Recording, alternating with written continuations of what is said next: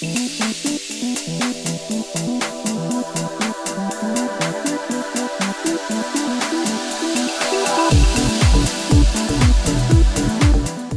every decade or two, a new so-called innovation comes along in college admissions, it seems, Michael. There was the Common App in the 1970s, the FAFSA in the early 1990s that replaced the common financial aid form.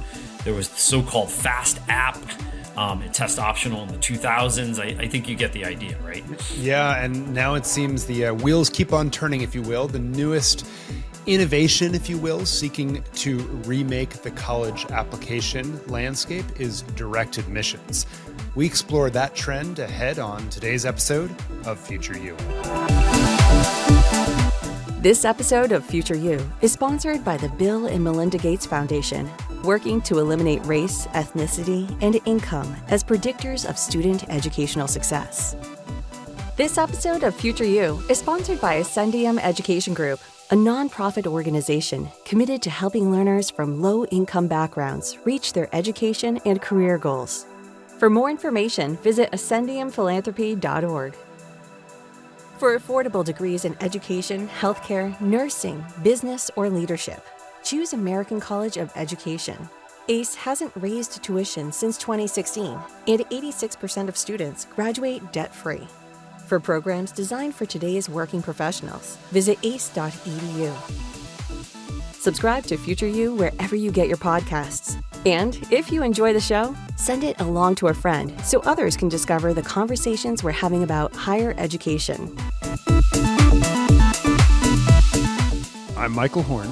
And I'm Jeff Salingo.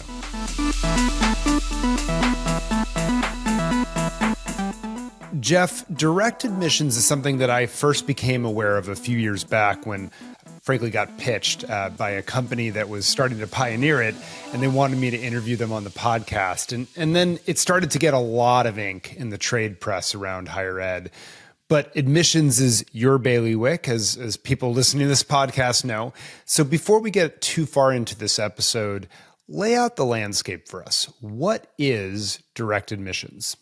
Yeah, so direct admissions essentially flips the traditional script of applying to college, right? So instead of requiring students to submit an application and wait for a response, colleges proactively admit students, right? That based on existing data, such as academic records or test scores or GPA, anything that they have on students. So in essence, high schools or school districts or application platforms, for example, like the Common App, they opt into sharing the students' profiles with colleges that have also adopted direct admissions, right? So they're kind of the middle people between those two things. The college will then review the information and make proactive offers to students that meet their criteria, right? So they'll send them a note saying, hey, you're accepted. And the student thinks, well, I didn't even apply there and I got accepted, right? The theory behind this is that it really eliminates the friction of applying to college. And that's really the general idea of this, right? Of trying to eliminate the barrier of the application itself. This idea has been really tried in various ways over the years, Michael. I mentioned up top the FAST app. And that was an app that colleges would send to students or to would-be students. And the basic information was already filled out for them. So all they had to do was kind of complete the application. There was, and there still is, these visit days where you could go tour college. And by the end of your visit, you will know if you're accepted or not. So you could kind of apply on the spot and know if you're accepted within an hour of visiting the college. I think the difference here with this movement of direct admissions is really one of scale.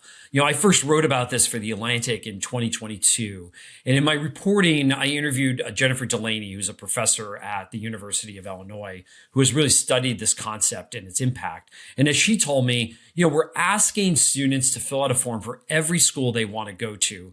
And they have to know how to initiate that. And now some students are really good at that, and some families are great at that, and some counselors have the time to show you how to do that, but that's not true for most students. The idea of direct admissions really takes a page from automatic enrollment and retirement plans, or those pre-approved credit card offers that you get in the mail. The process was pioneered in the states at first, both Idaho and South Dakota. In Idaho, for example, K through 12 education and higher ed are both overseen by the same state board of education. So it makes it much easier to transfer student data, for example, between the two. Michael, I think there's a theme here, right? Like so many other things we talk about on this podcast. In higher ed, it really starts with that student data record between K through 12 and higher ed. And when you're able to share that, much easier to send that off to people. Anyway, Idaho's direct admissions program, they use students' GPAs, they use high school course credits, ACT or SAT scores to admit them to state institutions. Students are notified by a letter, and then they could claim their seat at a particular campus by completing a short form. And when Idaho put direct admissions into place for its 8 public colleges and universities back in 2015, so 10 years ago, they saw a 6.7% increase in the number of high school graduates immediately enrolling in college. So it seemed to work in that way.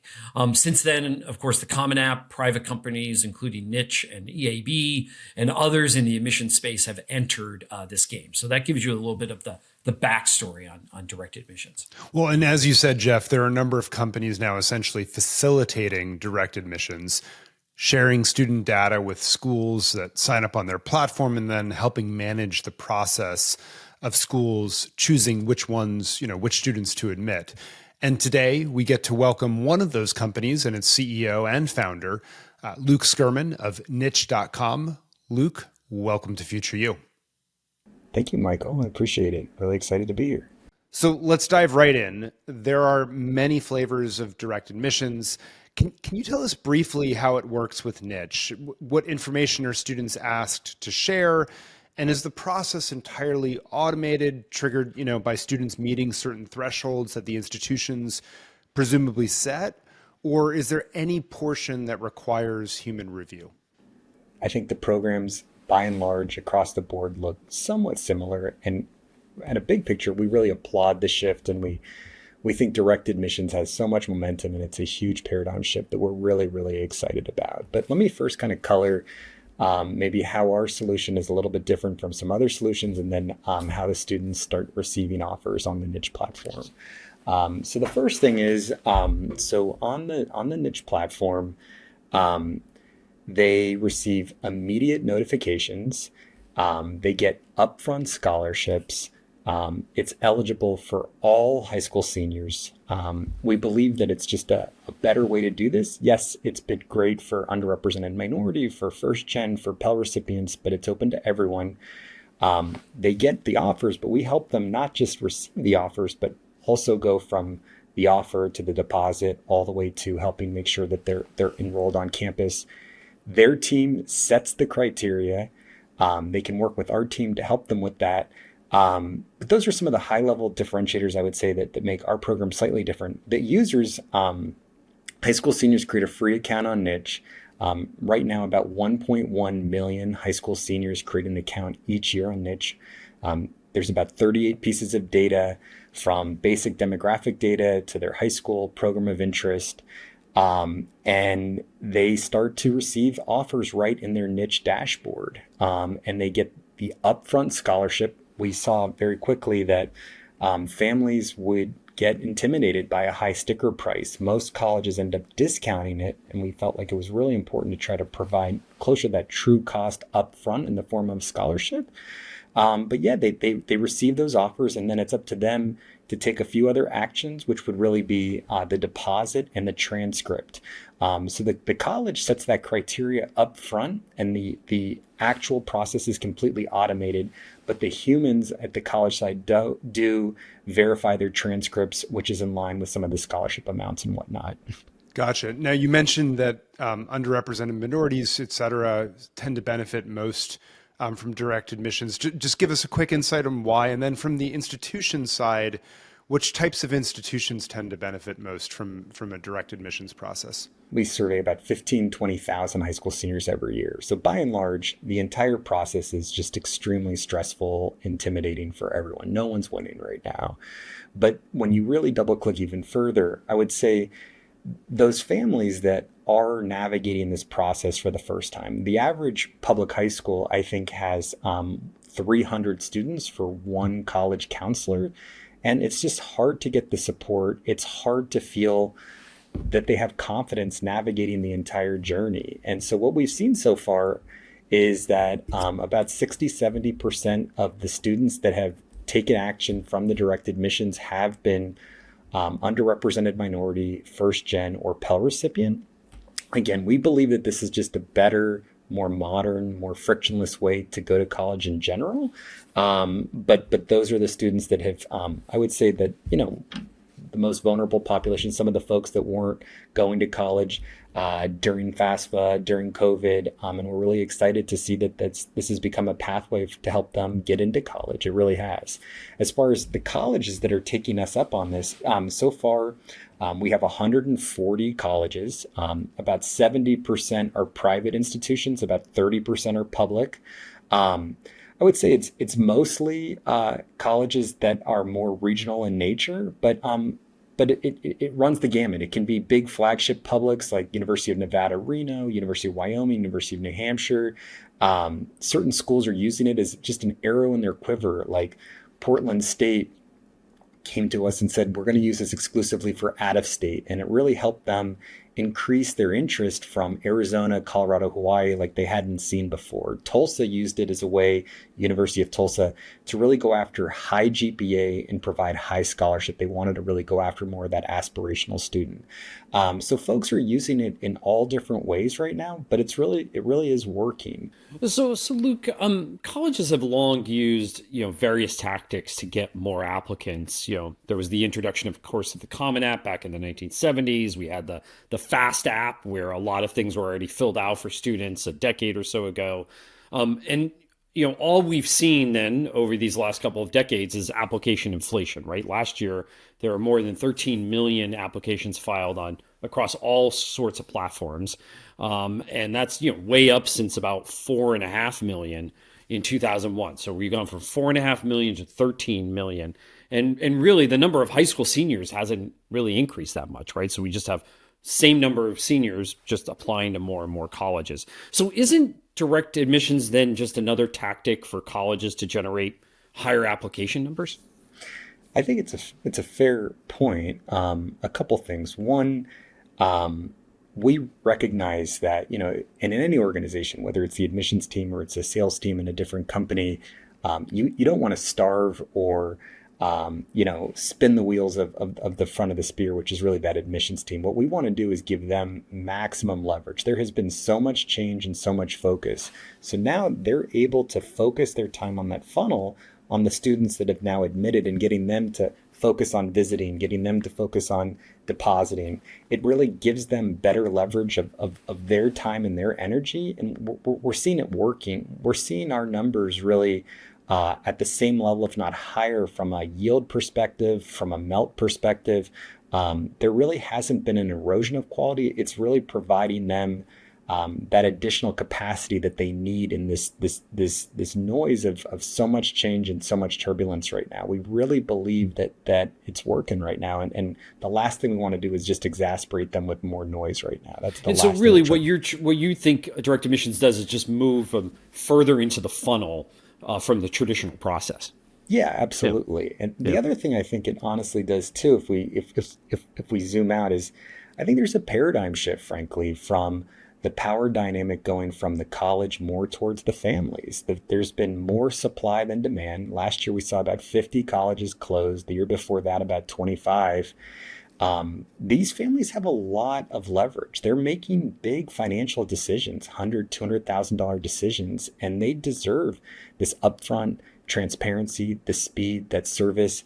I think this is also just an element of the use case that these types of users, these modern Gen Z, Gen Y, millennials, are more accustomed to in other industries, whether it's real estate, travel, or whatnot as well. So yeah, I think it's getting results. It's also more in time with exactly just the space in general. Yeah, and so this idea of like reducing friction, I think some critics of higher ed would say, well, friction's good in higher ed because it creates this opportunity so that students don't just wander into college, right, with less intention and less resolve to stay in school and graduate, right? If you have some friction, then at least students are saying, yes, I want to do this, so I'm willing to kind of put up with the hassles of applying. So from that perspective, doesn't the application process serve them more as a litmus test for students' seriousness and interest in not only going to college, but also going to a particular college? That's a fair way of thinking about it. The reality, though, is that 70% of colleges in the United States have about an 80% acceptance rate. There are about 300 colleges in the whole country that have an acceptance rate below 50%. And I think that it really depends on what world you're in. If you're really looking at that very selective school, you're seeing some of those are reintroducing the standardized test scores right now. I could appreciate that. But for the vast majority of colleges, yeah, they're accepting the majority of the students that apply. Again, we're not seeing any gradation in yield, in melt. And then we've been really watching that freshman to sophomore retention rate, and it's really been very consistent with the baseline right now. We have not seen that erosion yet, but we've been watching that very closely. So because colleges now don't have to wait around for students to apply, but can actively or proactively, right, admit them, they can actually, as you said, start to give their financial aid offers earlier on as well. One of the complaints I know about the admissions and financial aid process at the moment is that you might know, if you got in or not. And then when you do, you sometimes have to wait some amount of time for your financial aid package. So there's this couple delays, right? Am I going to get in? What's the financial aid package going to be? Beyond changing that dynamic, what does earlier notification mean from the student perspective, as well as from the institution perspective? Because you just said you can get down further in the funnel for the institutions, but really from the students. I think it gives you peace of mind. It gives you comfort that you've been admitted. You've gotten that upfront scholarship, getting you closer to that true cost. But yeah, that is something that we're actively working on right now really hard, is that financing and the paying for college aspect. So you get that offer. And then still, most of these students are, in a traditional year, they'd be waiting for those FAFSAs to come in that kind of early winter, late winter, early spring time period. But yeah, they can still apply for additional scholarships. They can still apply for that FAFSA. But we're realizing that if we can help them get those offers, but also get even further clarity about how to finance it through loans, how to make sure that they can really see the entire ROI, the whole process, make it less intimidating and opaque and black box, it's going to be a really big opportunity. So we're continuing to try to put some resources into figuring out how to simplify that part of the process as well. Luke, as you said, you have 140 colleges and universities on your platform. We'll talk a little bit about other places doing direct admissions as well. Some are doing really well on the yield piece of it in terms of yielding these students. Others aren't. What's kind of the special sauce that you've seen so far in terms of what actually gets students to enroll if they are admitted through this direct admissions program? I think if you were to really simplify why some colleges do better than others, I think it's the ones that truly embrace this than the ones that are fighting it. I think when someone realizes that they can accept an unofficial transcript, and yeah, it might be accurate 97% of the time, and we'll go clean up the 3% on the back end, then trying to get absolute 100% certainty on the front end. It's the ones that are trying to embrace the positive, the glass half full about this, than the glass half empty. Those are the ones that are really doing the best with it, that they're getting excited about it. They're seeing that this is in tune with what the market's really craving right now. So, Luke, as more colleges do direct admissions, won't institutions end up facing the same problem that many do now, which is lots of applications but falling yield rates, the students who actually enroll? Colleges are going to have to do a very good job of explaining their true differentiators and really making sure of that. But I think that there's still a big room to grow in this space. I mean, we've been pushing really hard. We're up to 140 colleges. I know other programs are gaining momentum right now. At the end of the day, it does come back to the product. The student needs to have confidence that it's a good fit, it's a good investment, it really makes sense for them. So we can simplify the front end of the process, but at the end of the day, it comes back to their product, and that's really on the college's shoulders. Niche isn't the only player in the direct admissions game, right? So too is the Common App. They're kind of the 800-pound gorilla in college admissions. There's also Concourse, and some colleges are also trying to do it on their own. Some states are as well. Is there any benefit from where you sit of having multiple players offer direct admissions? And if you look at, let's say, the social media wars, in the early days, there was MySpace and Facebook and Friendster, and people are all gravitating towards a good idea. In the end, I'd say one usually ends up pushing forward. So I think that people are all circling around this notion that status quo is not working. We need to innovate. And I think that's proof that there's a lot of other good solutions out there. We love that people are all leaning in here. We think this is the biggest paradigm shift that the industry has seen in a while. I know I've been doing this for 20 years, and this is the most exciting, big changes that I've personally witnessed myself.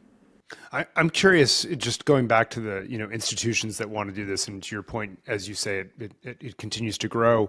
Do you think there's a limit to how many institutions would sign up for direct admissions? Is for example, selective schools, right? What would be the rationale for them to jump into this, or maybe they won't, and this will be for everyone else? How do you see that playing out? Again, there's only 300 colleges in the country with an acceptance rate below 50%. But even with some of those, they may be great universities, but they might have a struggling humanities program. And so we see an opportunity to do program-specific direct admissions. We're talking to some big state and system opportunities right now where they want to get in the game, but they want to kind of integrate it. They realize that we already have 1 million registered users a year. I think there's a big opportunity in transfer students, in graduate students, potentially in pre-college.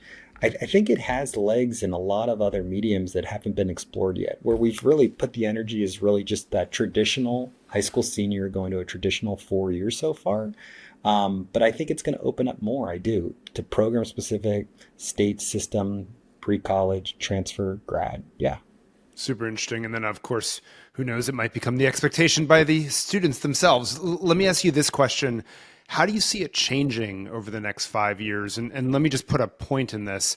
I'm curious, do you see a place, for AI perhaps in allowing a more nuanced, but just as automated evaluation of students, for example, in certain respects, in terms of the information you're perhaps collecting from or about them? I to Jeff's point a moment ago, how do we make sure that we get the signal and the noise right? I think that I always try to put the user first. So I think that AI could, again, provide that white glove service where you first start to think about the schools that really are a great fit for you. Again, if you're in a school district where you're just not getting that attention from that counselor, we're hoping that we can really provide and leverage AI to really give them a great list of schools to truly consider thinking about. And then in their dashboard, eventually, they're going to have all these different offers. And I think AI can help really kind of make sense and score it and make sure they're really focusing on the ones that fit them the best, that they should really take action and double down on. So from the user's perspective, I think it's going to be kind of that search and narrowing down that's going to be a big opportunity to leverage AI. Well, Luke, thank you so much for joining us on Future You. It was great to have you, and we'll be right back after these messages. Looking to advance your career without high costs? American College of Education hasn't raised tuition since 2016, and by opting out of federal student loan programs, ACE keeps operational costs low, passing those savings directly to students. In fact, 86% of ACE students graduate without debt. Plus, ACE evaluates credit for prior learning to help students fast-track their degree. ACE offers affordable, high-quality education, healthcare, nursing, business, and leadership degree programs, specifically designed for working adults. Students learn on their time through an engaging online platform that fosters connections with peers and faculty, and career-focused programs prepare graduates to make an immediate impact in their fields. Learn more about advancing your career through high-quality education at ace.edu. This episode of Future You is sponsored by Ascendium Education Group, a nonprofit organization committed to helping learners from low-income backgrounds reach their education and career goals. Ascendium believes that system-level change and a student-centric approach are important for our nation's efforts to boost post-secondary education and workforce training opportunities. That's why their philanthropy aims to remove systemic barriers faced by these learners, specifically first-generation students, incarcerated adults, veterans, students of color, adult learners, and rural community members. For more information, visit ascendiumphilanthropy.org. This episode is being brought to you by the Bill and Melinda Gates Foundation. Today's college students are more than just students. They are workers, parents, and caregivers, and neighbors. And colleges and universities need to change to meet their changing needs. Learn more about the Foundation's efforts to transform institutions to be more student-centered at usprogram.gatesfoundation.org. Welcome back to Future You. And Jeff, this is a show about the future of higher ed. So we tend to lean into things that are innovative, new, different.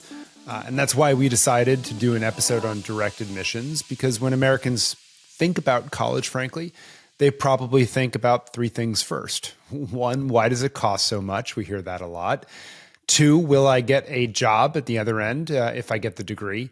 And three, how do I choose from the hundreds of institutions that I might, cross my radar screen? What's a good fit? Will I even get in if, even if I do have a sense of what the right fit is?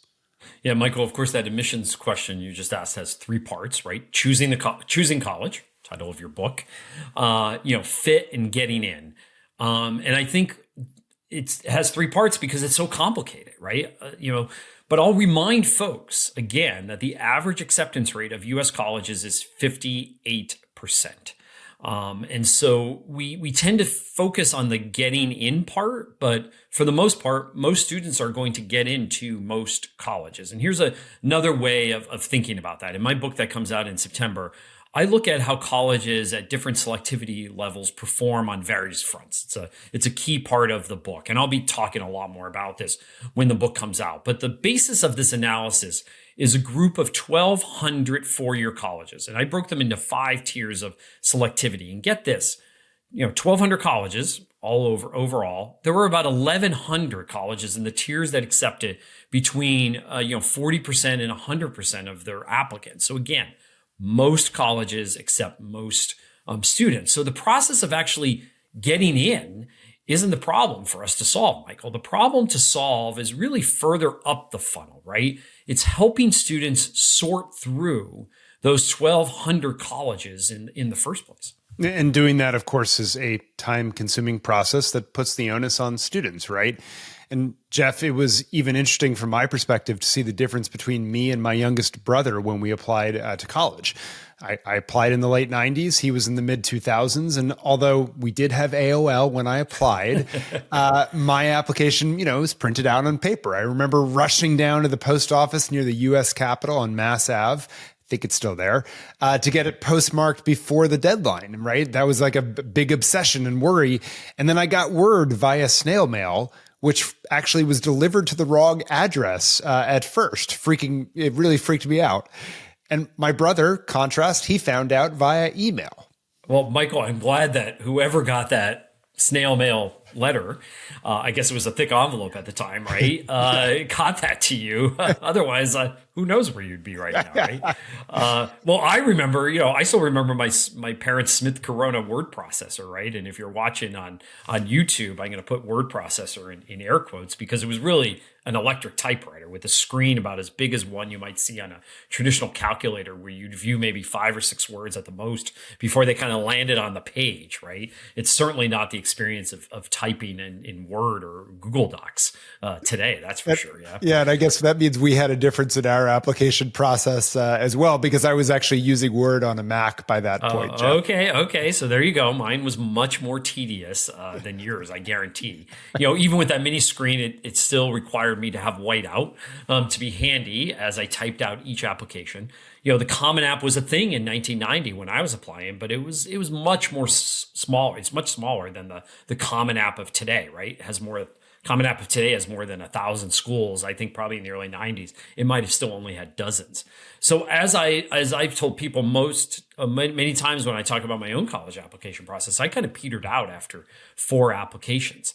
And when you think about that, 4 applications I filed, right? Last year, about 20% of high school students, high school seniors, apply to 10 or more colleges. And I hear from parents all the time whose kids apply to even more.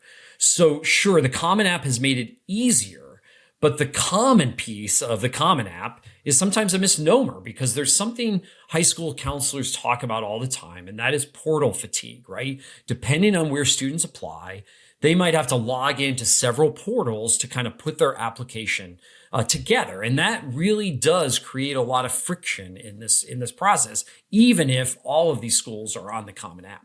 So bottom line question, Jeff, let's cut to the chase. Direct admissions. Good thing because it simplifies the process then? So Michael, yes and no. I'm not trying to wiggle out of the question, but I've wanted to do this episode ever since I was on a panel of reporters at the NACAC conference a few years ago. That's the big National Association of College Admissions Counselors. And Melissa Korn, who we've had on the show before, at the time she was covering higher ed for the Wall Street Journal, she mentioned she wanted to do a story on direct admissions during the discussion. And that meant to me that the idea of direct admissions had really jumped from being something that is kind of an insidery story in higher ed that the Chronicle or Inside Higher Ed would cover, that, and people in admissions talked about, to something that really had entered the mainstream. And yes, I do know that especially among low income and underrepresented students, there are barriers, right? There are psychological barriers to applying to college. There are social barriers, there are financial barriers. And I love this idea where a college reaches out to you based on a set of criteria they know about you. If I get an offer in the mail, it tells me that I'm academically qualified, right? They know something about my financial situation. And it simply gives me more time to figure that out. But what it doesn't tell me, unfortunately, I think, is that whether I'm a good fit or not. And what I worry about, Michael, is when we talk about direct admissions and we compare it to those credit card offers that we get in the mail, I think we all know how many of those offers that we receive. And so the big question to me is, if Niche is doing this and EAB is doing this and the Common App is doing this, and they're each working with schools that want to do direct admissions, who's going to be the traffic cop here, ensuring that students don't receive dozens and dozens of offers in the mail? Because I think in trying to solve one problem, we've just created it all over again, right? This overwhelming number of students, or this overwhelming number of applications, now has turned into an overwhelming number of offers instead. It's just a different side of that coin. Right. And certainly from the perspective of a student, I mean, it's going to be awfully hard to differentiate in the stream of application acceptances, if you will, that you're getting now, as opposed to where do I apply on the front end. That could be quite overwhelming, Jeff. I mean, I get overwhelmed even when I get these advanced credit cards, things in the mail, trying to figure out how many of them to throw away right away before I even open. I can't imagine as a 17, 18-year-old student trying to figure that out.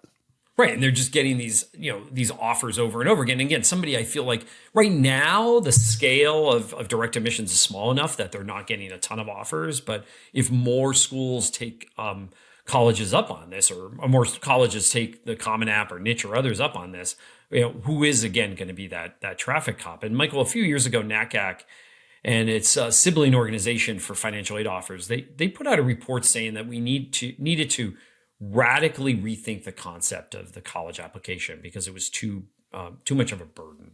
And it really reminds me of how we deal with our healthcare system, right? We have, if anybody has been interacting with doctors and hospitals, they know there are portals, right? And you have to deal with different doctors. You have to deal with the hospitals. You have to deal with your insurance. You have pre-approvals if you want to get certain tests. Lots of forms that you have to fill out over and over again, right? Every situation, every hospital is different. And, in our family, we've been dealing with this healthcare system recently. And I told my wife about this, and I said, they've essentially designed a system so you won't use it, right? They don't really want you to use it. And perhaps we're doing the same thing in higher ed. You asked Luke a question about whether a certain amount of friction was necessary. because the process of going to college is hard. So getting there should have some degree of difficulty. But I wonder, again, just comparing it to the healthcare system, how difficult should it be? Yeah, it's a good question, Jeff. I mean, on the one hand, I am taken with the notion of essentially borrowing this notion of nudging, right, from behavioral science or behavioral economics to make college, in essence, the default option for students. Quite attracted to that in many cases. But I guess what I worry about, and I don't have a clear answer, but I worry about, are we eliminating the right kind of friction to make sure students really know if the school that they're getting admitted to is a place that they're actually going to thrive? And I'm not so sure about that. I mean, I know when we wrote Choosing College, one of the jobs to be done, we found, right, that motivated students to seek further higher education was help me step it up. And basically our advice for the schools was make an application that's not so worried about the test scores and the this and the that, but really make sure that the purpose, like the reason they're seeking to step it up, is a good match for something that you're well positioned to deliver, and that the student is coming in eyes wide open, right? So that they really know, yes, like I know what to expect. I know I can excel against these things, and I know what comes out the other side. This is the right match for me. Great. We're off to the races and we're running together. So I think that remains the big thing that I'm worried about, Jeff, is we're going to accept a lot of students and perhaps they will pick places because we've reduced friction where they choose based on brand name or something like that, that maybe isn't the right fit for them. So one last question, Jeff, though, as we think our way through all this. So NACAC said the application process, though, did need to be radically different. I don't think I would disagree with that either, right? I think you have to eliminate some of the friction. I'm just not sure which part. What would you do if you were to get to redo the application process? Well, okay, so this is my wish list. Right. It's going to be really hard to do with some of these things, but hey, we might as well dream big, right? One is I would get rid of early admissions, early decision. We should really have one calendar instead of many. I realize the early stuff is the purview of selective colleges, but if selective colleges in particular want to have a more diverse student body, we really need to be on a similar calendar for everybody. Second, I do like the idea of direct admissions, but let's have a little bit of a twist, right? Is there somewhere where a student can, on one of these portals, whether that's through the Common App or Niche or EAB or somebody else, right? What does the student want and what they don't want, right? You had this, we've talked about the pedal graphic in your book, Choosing College, about, the different pedals that our students are thinking about when they think about a college, right? Geography and academics, location, things like that, right? Size, right? So is there somewhere where a student can filter out what they want, or as you have told me, sometimes it's easier to say what they don't want at the age of 18, put that someplace so that a school that, for example, a big urban school doesn't send an offer to somebody who has no interest in going to a big urban school. So adding a little bit of friction in the process, or adding something in the process where a student is making a decision to opt into that. And then finally, the big other change I would make is really aligning financial aid and admissions so that you know up front that what the cost is going to be before you apply. Right now, we could make, through the net price calculator, we could get a sense of what a college costs us, but we don't really know. And so we apply. The reason why we apply to so many colleges is because we want to have so many financial aid offers come back to us so we could compare. Well, what if we kind of got rid of that by saying, okay, here's what a college is really going to cost you up front, kind of a guaranteed number up front, so that you don't even apply if you can't afford it. Now, again, I know number one, getting rid of early is not going to be popular among colleges and universities. And I know number three is not going to be popular among colleges and universities. But you asked what I would do, and that's probably those are the types of things that I would do if I were the czar for a day. And why is this, Michael? Because I think we need to think about what problem are we really trying to solve here, right? The latest report from the National Student Clearinghouse, if you look at their numbers by income level, right, where enrollment is going, growth in enrollment is really being driven by the bottom quintiles. So if we don't solve this idea of like, how do we reduce this friction in higher ed? I really believe that higher ed's in trouble because the growth is really going to be from the lowest quintiles of income in the U.S.